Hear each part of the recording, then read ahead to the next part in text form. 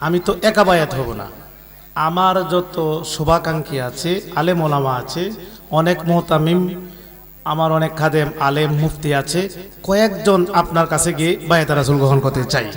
যখন কথা বলছি তখন আমি ভয় পাইতেছি। আমি কই আল্লাহ জানে এটা আমাদের ষড়যন্ত্রই হতে পারে, ষড়যন্ত্র হতে পারে। না এতগুলো আলেম আমারে নাচবে কেন?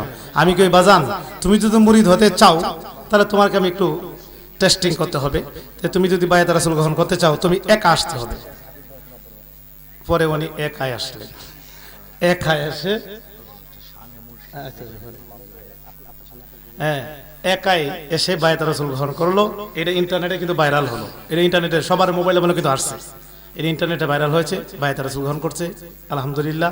ভালো জ্ঞান রাখে, কোরআন হাদিস দালিল আদিলাতুল আরাবা সম্পর্কে ভালো জ্ঞান রাখে। আমি তাকে কিতাব দিয়েও টেস্টিং করেছি। তো এমনি কথাবার্তার ধরন দলিল ভিত্তিক, রেফারেন্স ভিত্তিক কথা বলার চেষ্টা করে। আলহামদুলিল্লাহ, আমাদের সুন্নি একজন আলেম বাড়লো, এতে আমরা খুশি না বেজার? ওই কুড়িগ্রামে আমাদের একজন সুন্নিয়তের বুলেট, সুন্নিয়তের বীর মুজাহিদ আহলে সুন্নাত ওয়াল জামাতে কবুল করেছেন, এতে আমরা খুশি না বেজার? আল্লাহ পাক তার দীর্ঘ হায়াত, নেক হায়াত কামনা করছি, সবাই বলে আমিন। তো এখন আমি আপনাদের সামনে কিছু কথা বলবো।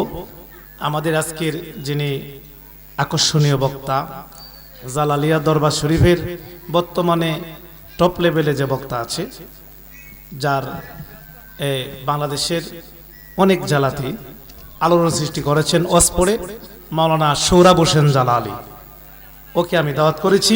আলহামদুলিল্লাহ, ও রাস্তায় আছে, কিছুক্ষণের মধ্যে আমাদের দরবারে প্রবেশ করবেন, আগমন করবেন। সবাই বলি মারহাবা। তো ইহার আগে